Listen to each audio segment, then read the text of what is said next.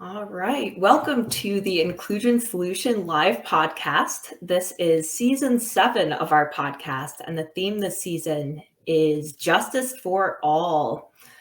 I am your host this episode, Leigh Morrison. I am the manager of learning and innovation here at the Winters Group, and my background is in education and gender studies. So at work, I design learning experiences for our clients and community. And in all areas of my life, I am a queer white person, a storyteller, an educator, and an enthusiastic lifelong learner.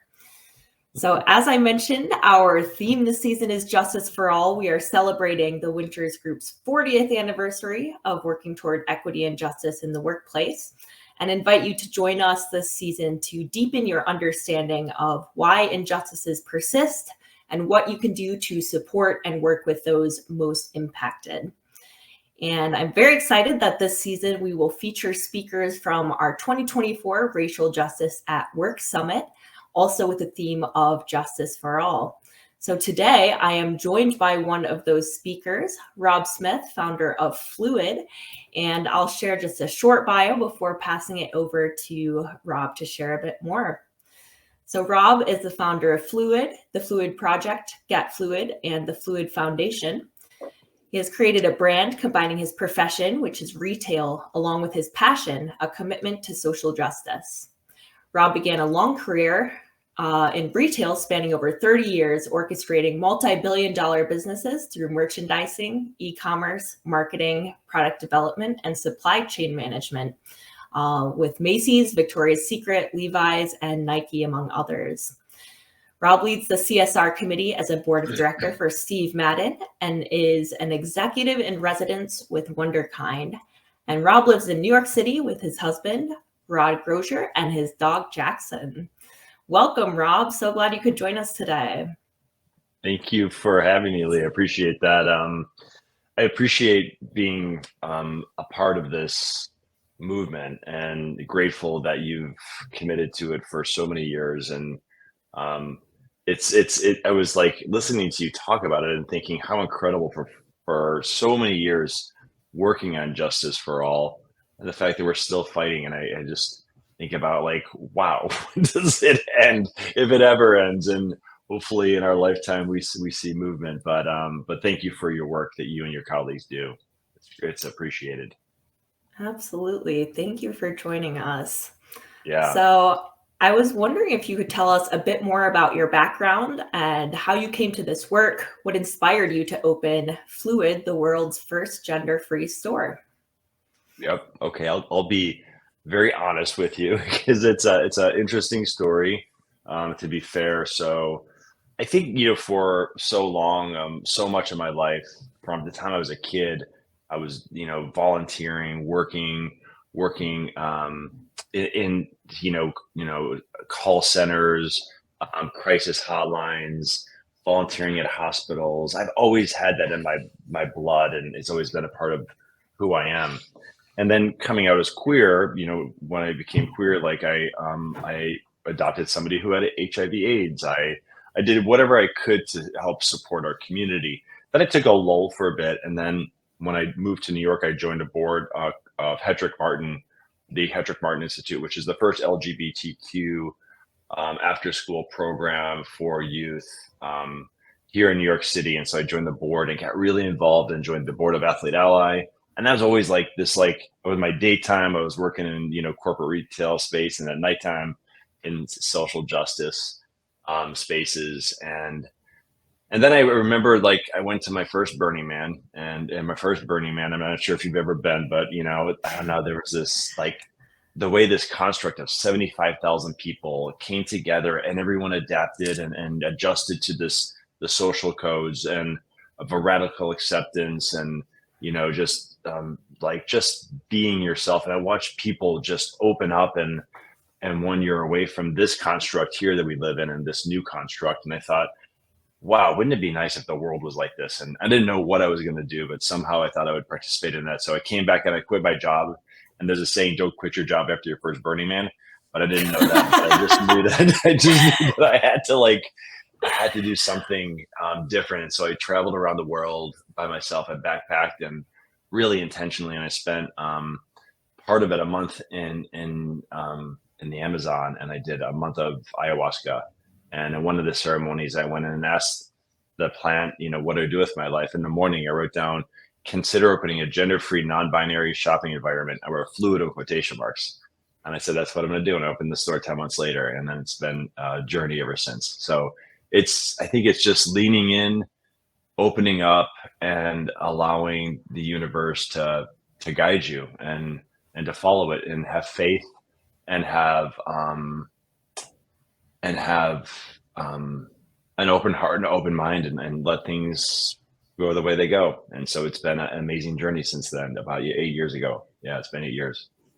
Wow, that is incredible. Thank you so much for sharing that. And I think I also really relate to this idea of during the day, sometimes you are showing up to work, and you also have this passion for justice and trying to find a space where you can combine the two of them. And it's so exciting that you have been able to make that happen.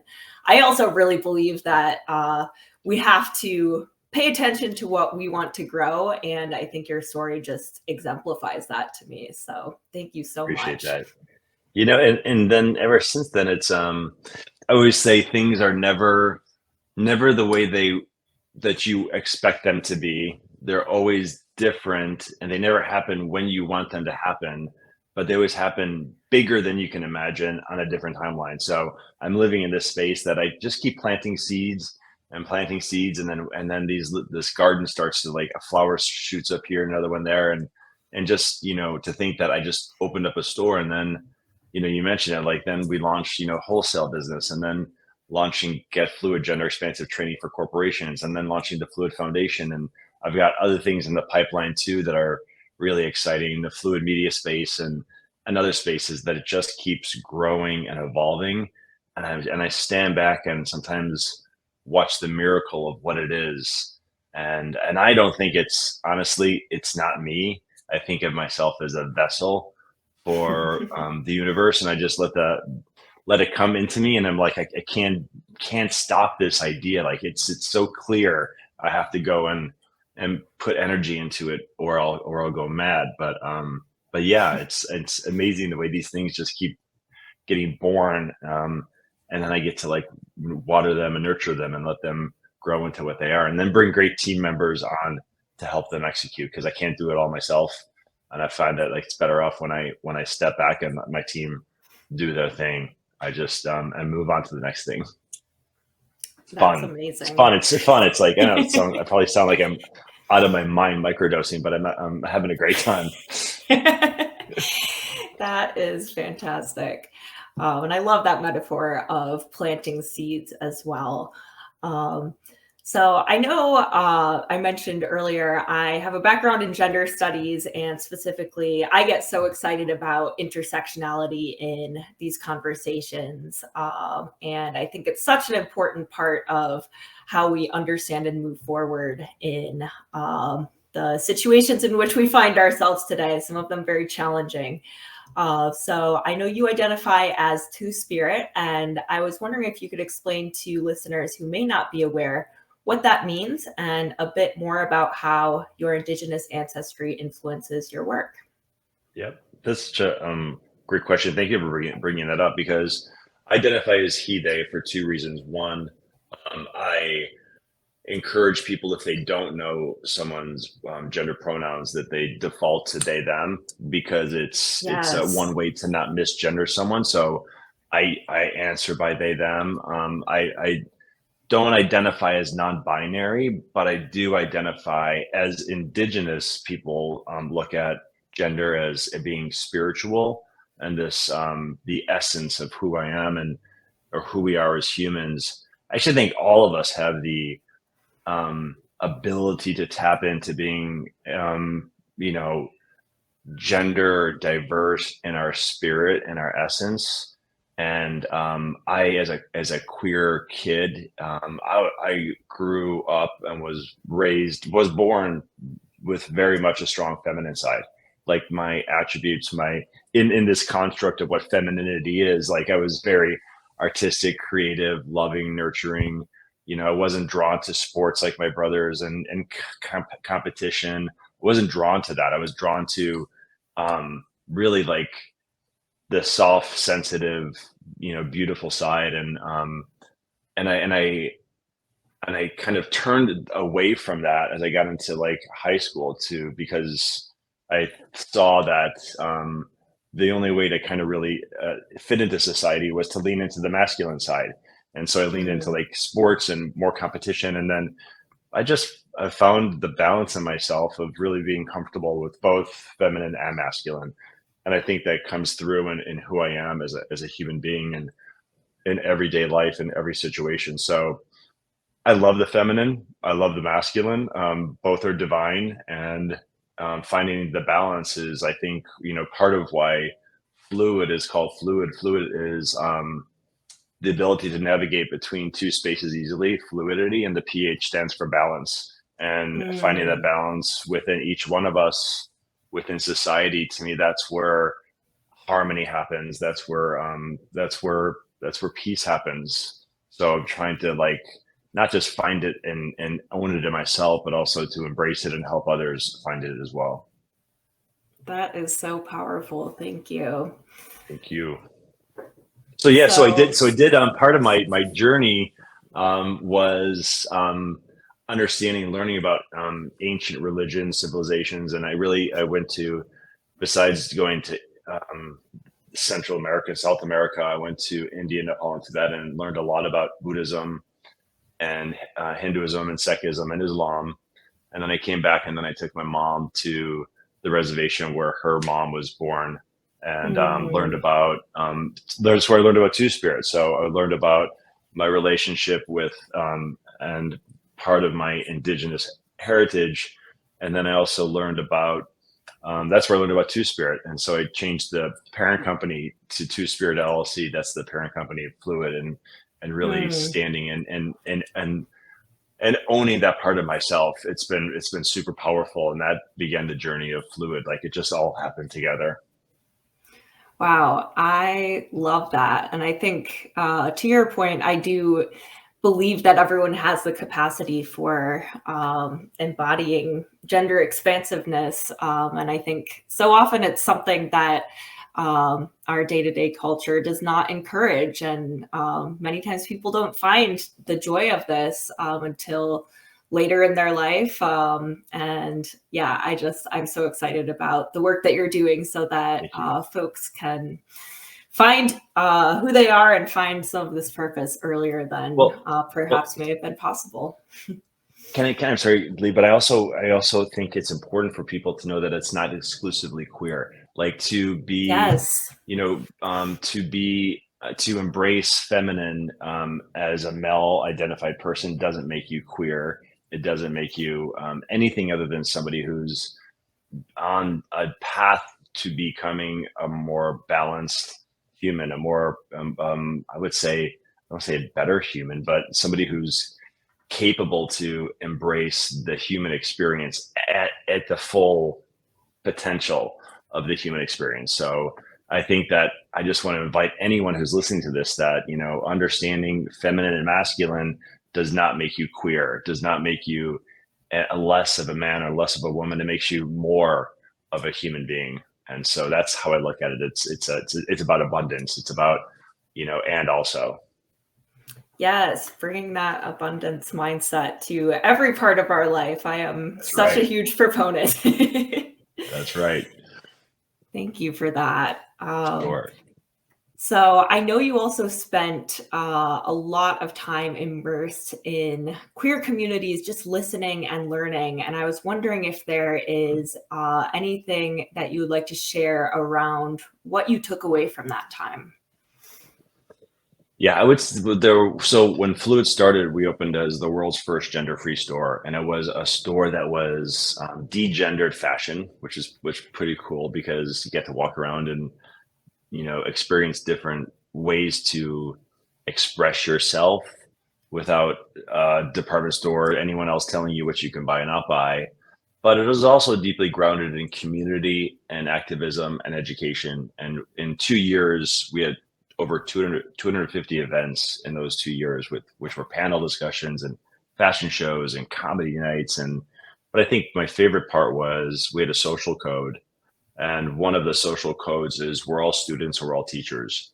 And I was able to sit there Yes. for 2 years and just have, there was a coffee shop and listen and learn and meet people and meet so many people that in my experience, because while we are one community, we're made up of a bunch of smaller communities, and not often do you know black black femmes congregate with white gay men, and there's generational gap, there's racial gaps, there's all the other things that keep us apart, but this space united all of us, and I got to really understand the full queer experience, the full queer communities, and to be a place where someone who, if you look at me, might not trust me because people who look like me have been abusive in the queer community in many ways, have ridden the backs of black and brown trans women to equality, but then turned our backs when we got what we wanted.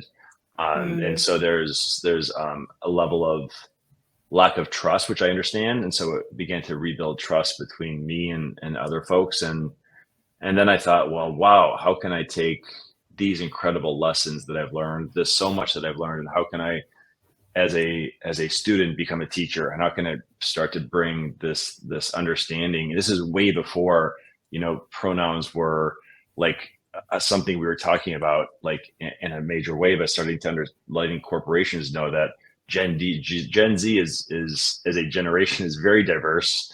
And this was before the Gallup polls of understanding 21% of adult Gen Z is queer. This was like 5 years before that, and so I started educating. I always felt like kind of Paul Revere, like letting corporations know that Gen Z's coming, Gen Z's coming, get ready for them. They're amazing. I felt like I was like the town crier, like letting everyone know that they were coming. So just a great experience. And every day my team reminds me how blessed I am to be surrounded by so many different people with so many different experiences and ideas, and how much better we are when we surround ourselves by people who are very different than us, with different perspectives, different points of views, and we come together and align on a clear path forward that Yes. that allows everyone a space to thrive. Yep. That is so important. I think a lot about coalition building in this work. And I think, especially in this day and age where we see so much polarization and kind of backlash, it is just so important for us to be able to work on building trust and listening to one another, learning, assuming we always have more to learn, I think is very critical to my own personal and professional values. And I love how your story also just really exemplifies that. So thank you. You're welcome. Yeah, it's important to stay curious, to stay open-minded. I think there's when it comes to the queer community, there's from an externally, I'm sure you'll appreciate this, that externally, non-queer people just assume we're all understanding of each other, that we all support each other, that we're all like one community. I don't see it happen enough. I see it in small towns, which Mm. is really interesting. When you go to a small town bar, you see the full community in this one bar. In big towns, we're very separated, very different, and I just don't see that with the life expectancy of a trans woman of color in this country at 35 years old. I don't see gay men and gay women who have access to money and to influence doing what they can to support the folks who are least vulnerable in our community through the intersectionality of being both, black and brown, trans and female. And I just don't see enough of it, that there's not enough of a responsibility. And I'm often disappointed in our community that we're not united as much as we can be and supportive enough as we can be. So I'm trying to be the catalyst for that change if I can. Yes, centering those most impacted is how we talk about actualizing justice at the Winters Group. And I I love think that. it is, yeah, it is so easy for people's own power and privilege to impact their understanding and trust of others if we're not being really mindful about where we hold that power. So I think, yeah, just something for all of us to continue to keep in mind. Um, and related to some of what you have touched on, I know we've seen a lot of recent events in the news that are bringing attention to really devastating legislative attacks and tragedies impacting queer people, queer youth, and their allies. And I don't know about you, I always kind of feel this sense of internal conflict when I see some of this news coverage, because on one hand, I'm really glad that we're bringing awareness to the real human impact of these attacks on people's ability to just live their lives. Definitely. And on another, I know we were emailing about this earlier, it takes a real emotional toll, every time we see this come up. And I really also want people to see more than just queer trauma, but the immense joy and love and care that I see queer communities showing up with for one another and for humanity as a whole, even as we continue to learn and fall short in some ways. So I would love to know what comes to mind for you when you hear about these news stories, and how do you think about the path forward? It's such a good question. We were just last week. I'm not sure when this will be filmed, but we just dealt with the death of Nex in Oklahoma, and that really hurt home. And every day that there's these ridiculous laws that are being presented, and it's just the lack of humanity and empathy behind each one of these, the selfishness or ignorance, I don't know, or maybe all of it that exists behind each of these attempts to eradicate and eliminate a human life.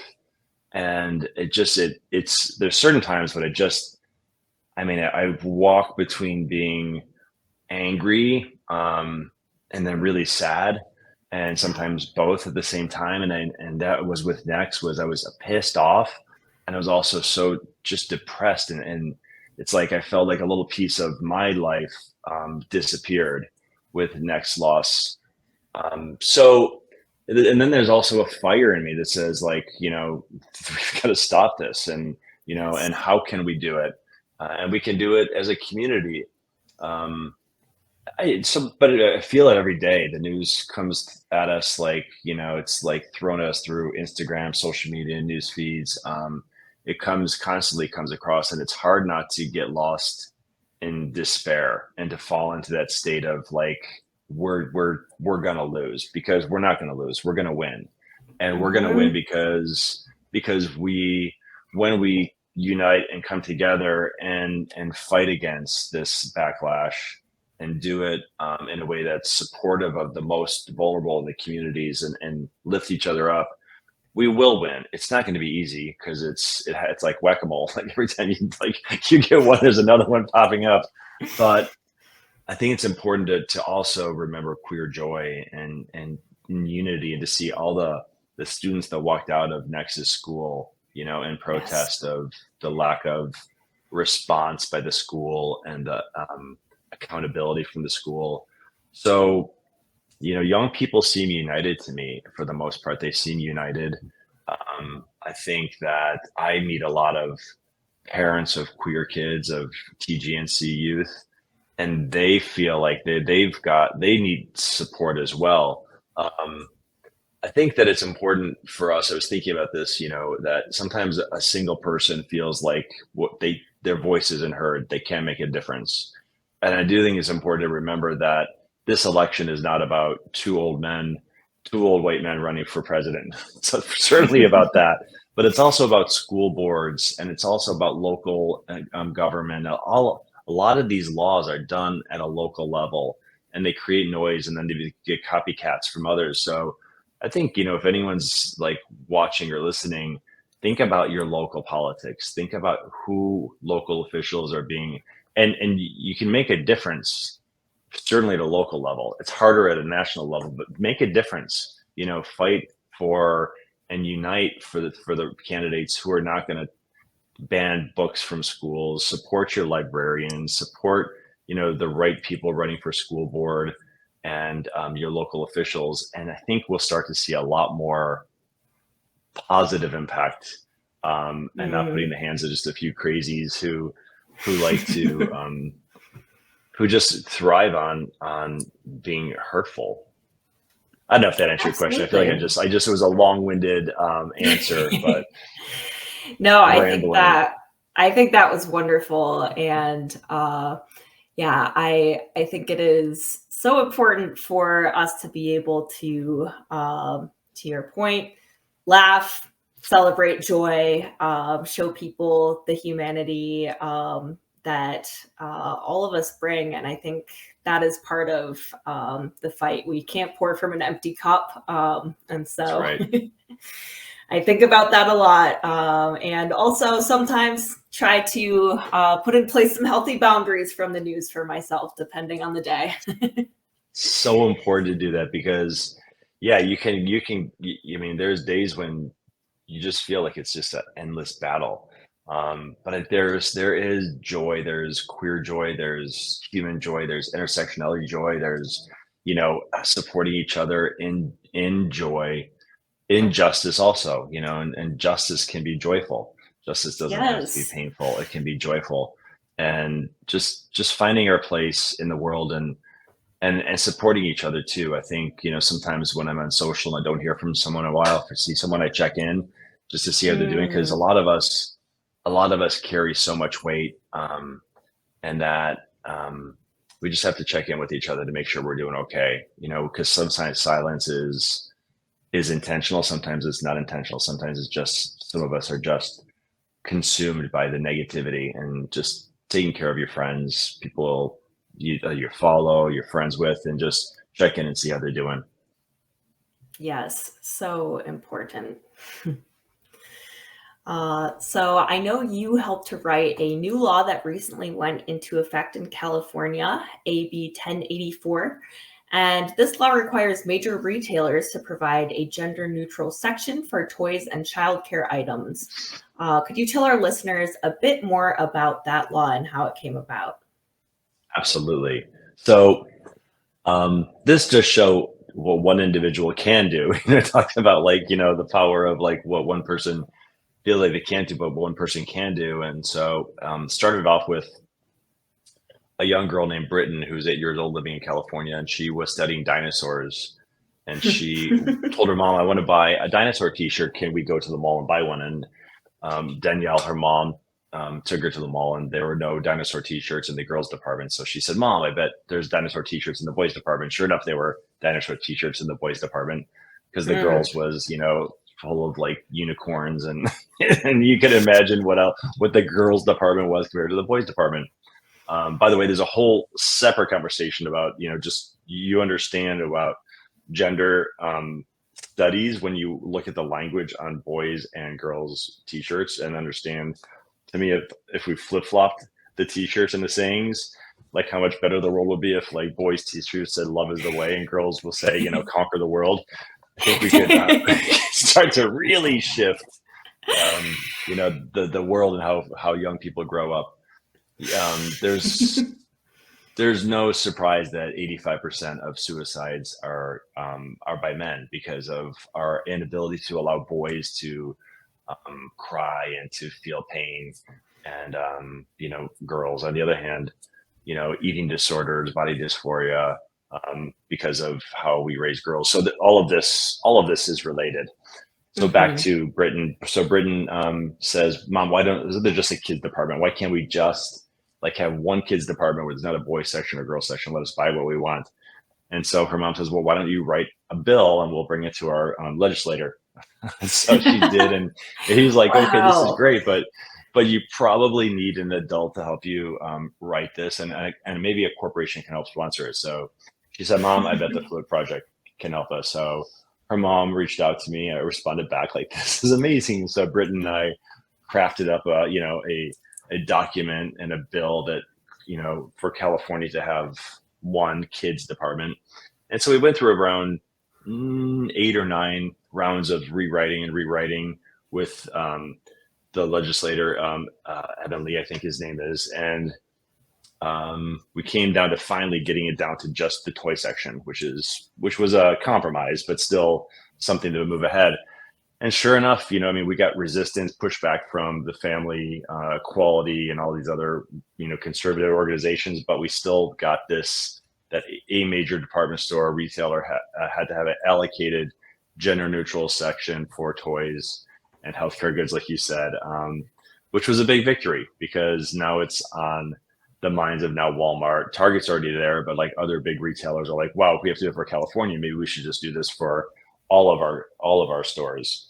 And yeah, the Governor Newsom signed it into law and it went into became a law starting this January, Bill 1084. So it just shows the power of what one thank you, what one kid could do. One kid who just looked and said, this is not right. And there's a better way. And it aligns with the mission statement of Phluid, which is we challenge boundaries with humanity. So we say just because something is one way doesn't mean that there's not a better way. So how can we do it through humanity? So it aligned with Phluid's mission, and it's something that I'm really proud of. And it was an interesting process to go through together. So thank you to Britton for your vision and for doing something about it. That is such an amazing story, and this just has all of my gears turning as well in terms of what's within our sphere of influence. How can we partner with others to make things happen if something may not be independently in our sphere of influence? And I love what you shared around if we could just switch those t-shirt slogans, because, I work with mostly adult learners, and there's so much unlearning that we're doing in these workshops and learning sessions that I oftentimes think about, what if we could just rewind and reach people earlier before they kind of internalize these messages. It's so true. It's the work you do. I mean, I always say there's a process always of unlearning and relearning, that we're always unlearning something to relearn something else. We do it all the time, yet people think it's such a struggle to use they, them pronouns. Like, it's not that hard. Like, if someone gets married and takes on a new last name, we don't think twice about that. We immediately, adjust to it. And it's just, that's been normalized. But I don't know, I think there's so many ways that we can be better by just adjusting words and tweaking words. I like to say, think about like a wedding ring. When 25 years ago, somebody was said, "Oh, so you're married, what's your wife's name?" Or "Your wife, and you should come over to our house for a cocktail party." And now people see a ring and they don't make assumptions. They say, "You and your partner, should come over." And we figured how to just change one word to be more inclusive and to invite more people in and not to make assumptions. And it's not that hard. It's just, we already have the word. We're not creating new words. We're just already using them differently. So I think in 10 years, we'll look back and say, I can't believe this was such a big deal. But it is a big deal right now. And it's creating, it's the center of a culture war right now. Yes. Which I actually don't mind being in the center. I don't know about you, but I find it to be, exciting to be part of change, exciting to be on the right side of change, and not to be somebody who's watching externally and watching it happen, but to be inside and helping create the change and supporting and moving it forward. So it's I'm sure you feel the same way as well.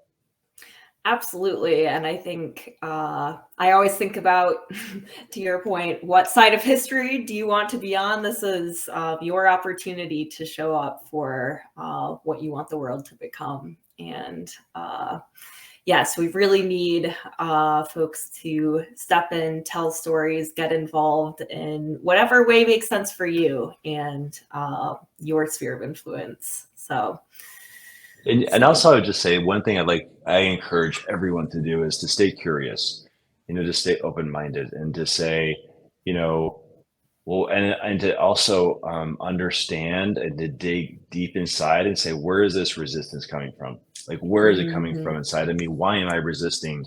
Because there's something there. There's something that's not me. Because people are plenty smart enough to be able to, unlearn and relearn. The question is, why are we so resistant? Why are some people so resistant? So I encourage anyone to stay in the space of curiosity, stay open-minded, and if it's going to affirm someone's experience, someone's life experience, if changing a word is going to do that, why would you not want to do that? Or at least make the attempt to do it. And I know that a lot of people are afraid they're going to screw up and they're going to mess up. And so they're not going to even talk to this person because they're afraid they're going to misgender them or something. You know what? Give yourself some grace. Understand that we do screw up sometimes. But if you go in with intention, like the right intention, things are going to be okay. Yes. Yeah. Mistakes are part of the process. And that's right. I always tell people, if you realize you've made a mistake, just briefly correct yourself and move on. It doesn't have to be the end of the world. Oh my God, I can't believe I did this. I always do this. I'd like to say, like, if someone that and let's say, for instance, Leigh, you identified as non-binary, they, them, I'd walk up and say, hey, Leigh, welcome, to the team. My name is Rob. I use they pronouns. I understand you use they, them pronouns. I, still getting used to this. If ever at all I misgender you, I apologize. And also know that I'll be working to ensure that the rest of our colleagues respect your gender, and I'll be working with on the sides on that. But welcome to the team. And that would be so affirming. Yeah. It gives you a little bit of space because, you might mess up, but also shows that and then it's done, then the conversations happen. And I think that would be, for me, a really nice way to start, I think, a new job. That's a great point, because I think it is so often just those little interactions that you may not even recognize how much they mean to someone, or how they can help someone to feel like they belong from day one, especially if some of the norms are still evolving within the organization. And I think that humility also is such a key piece to progress in any space in justice, just assuming that we all have more to learn. There's some things that because of our own personal lenses, we're going to miss, and making sure that we hold ourselves accountable to bringing curiosity over judgment. Well said. Thank you. So would love to just hear your thoughts about, when you hear justice for all, what does that mean to you? What does it look like, sound like? Any way you conceptualize that. Yeah. I mean, it sounds like nirvana to me. It sounds like something that we work towards every day. I think the challenge is, like, justice for all to one person might look completely different to justice for all to another person. And I am super clear about what it looks like to me. And then probably you and I would be 99.9% agreed on what justice for all means. I think that the challenge is, how do you have a conversation with someone who has a completely different view of what justice for all means? And that's where it's, for me, it's obvious what it is. It's, racial equality, gender equality, sexual orientation, and especially, I would say, ethnicity, faith. Like, I think that there's space for all of us to exist in a world in harmony and respect. It doesn't have to be, one or the other.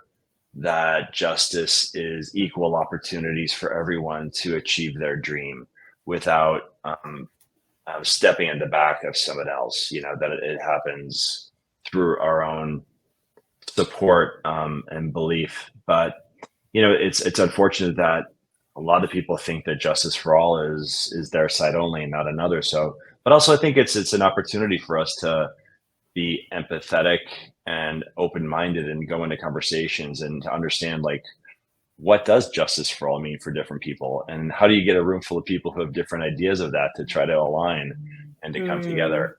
It feels impossible in today's environment, but I think that, for me personally, justice for all means equal opportunities for everyone, both in equity and your ability to live without fear or any laws created to try to eliminate your existence, and just to be able to go through life effortlessly with opportunity.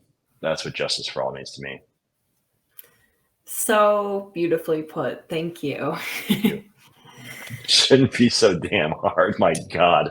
But and it's nice to see someone like you and your organization committed to justice for all, because and even if you have it, if I have it and you don't, the fight's not done. I'm not resting until it is justice for all.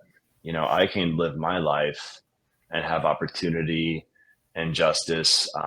There's gonna be there. Listen, there's lots of people who dislike me for who I am, what I stand for, what I say, who I love, um, who I worship, and there'll always be that battle. But if let's say I'm 90% of the people accept me and 10% don't, but still, I still want to focus my energy and my time not on like my existence, but on others, and taking the opportunities that I've been given to create opportunities for other people who look different than me and act different, and so that's where I get excited about my purpose in life right now, is creating justice for all, outside of just the queer community, but all communities. Not all, because there's certainly some people who do not, white supremacists do not deserve justice for all. But for the most part, yeah, yes, you know what I'm saying. Yes, I've got you. And I think it is just as I think about this, I think it's so important for us to be able to recognize what fear may be driving people's resistance, and be able to, in the ways available to us when we have the energy, on the days that we can use our power and influence and are able to show up in that way, to do so. And so I love your story and what you've shared with us today. I do think there's a way somehow, and I'm trying to work on a platform to humanize the queer experience. To if you think about where, when I'm a man in my late 50s, and when I came out, Queer Eye for the Straight Guy was popular on television, and Will and Grace. And as a result, more and more like cousins and colleagues and people started to say, I'm also gay. And it kind of, and so I think we need this same opportunity right now for TGNC folks. So to Mm, humanize, for people who are sitting in their living room and they're only exposed to like Fox News, to understand that there's actually a human experience. There's a personal story. There's someone who is um, who's living a life of challenges. And I think if we begin to humanize the trans experience, humanize the queer experience, it'll eliminate the fear that other people that are creating this narrative that you should be afraid of these people, to say like, oh my God. yes. And then maybe and sometimes humor is the common language that we all speak. And so trying to find something where humor is the way we're communicating and educating. You are speaking my language. I I was just talking about this with some of my colleagues, that it really is comedy and laughing that gets me through so many days and so many weeks, and it's why I am such a big proponent of storytelling, because we can see statistics in the news, we can see news stories, but actually hearing from someone about their personal experiences, and really reflecting on, what similarities you have with them, what differences you've experienced. There's just no substitute for that. So There's not. So that's a seed I'm planting right now. This project I'm planting. So it's a seed I'm planted and I'm watering right now, and hopefully will come to life soon and flourish. Next, my new project. is there anything you'd like to share about that project with us? I still in pitch mode, but I'm pitching it to to networks right now and producers. Yeah. Wonderful. Oh, that's so exciting. Thanks. So I think if we can end up in people's living rooms, in their television sets or tablets, however they watch, and create something that is going to pull more people in, not just ourselves, but more people, I think change will start to happen in a positive way. I am so here for that. And even just thinking back to what you shared around the history of representation or lack thereof in media versus what we've been able to see in just the past 5 or 10 years has been, I think, really encouraging to me in a lot of ways. And I feel like we're going to see so many more expansive stories represented and told as we look to the future. I think so too. And then as that happens, hopefully people's hearts soften, their fear begins to disappear. And instead, because in the human experience, they understand that when we're all humans, dealing with the same emotions and challenges will become more universal, and people will soften it was not that long ago where 40% of Americans accepted gay men and gay women. Today, it's like 85%. It's 40% of Americans accept TG&C folks. Our goal is that, in a generation of 25 years, which seems like a long time, but it'll be 85%. That's where I hope we can move forward towards. Yes, we're manifesting this. We are manifesting it. And 25 years is a long ass time. But I can tell you, as somebody like who's on the other side of it, time flies. It's just the goal is to keep as many people alive and safe in that process. And so it's if I could expedite 25 years and make it 5 years, I would do it. But it's just about moving forward and not backwards, and continue to move forward in this progress. Yes. Oh, thank you so much. And as we prepare to close out, I just wanted to share that you will be joining us at our Racial Justice at Work Summit, speaking on breaking the gender binary. I was wondering if you could give just a brief preview of what folks can expect to learn about if they are able to join us. Yeah, I mean, the gender binary is thousands of years old. And, I like to start way back for 4,000 years ago and understand that there's always been a space in between the male and female existence. And that, we mentioned two spirits, but it's always been there. And then still how we start to break that apart and see what that looks like from what it is to be male, what it is to be female, as we've been told, around the world, but also understand that there's an opportunity, especially as the divine feminine begins to, come back into balance, that what does it look like through fashion, through attitude, through socialization, and then how do we start to think about, if we break apart the gender binary, what happens when it's opened up, and how do we create this world, this human experience where we're not locked into this box that we're open up, and there's so much more potential and the space between the two. So that's what we'll talk about. Oh, that's so exciting. And I think I love just that reminder that, this is not something new. I think a lot of the fear that we see is driven by, this is new, this is different, this is, disrupting our norms. And in fact, as you share, there is such a rich history in so many different cultures of gender expansiveness that has all just around the been world erased through a lack of representation. And it's such an important narrative to disrupt. It's been erased basically through colonization. I mean, it's been erased through the patriarchy and through colonization, but it's existed everywhere. In some places, it still exists and still thrives. That has not been suffocated. So, it's about reminding people that it's always been there.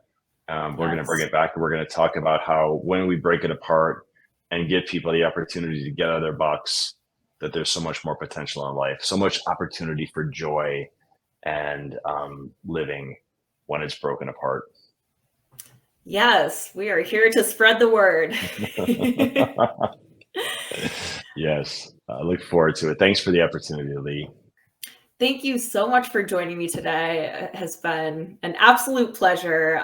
Is there anything else you'd like to share with our audience before we wrap up? Gosh, no, just continue to, in every way we can, whether it's small or large, each one of us can make an impact.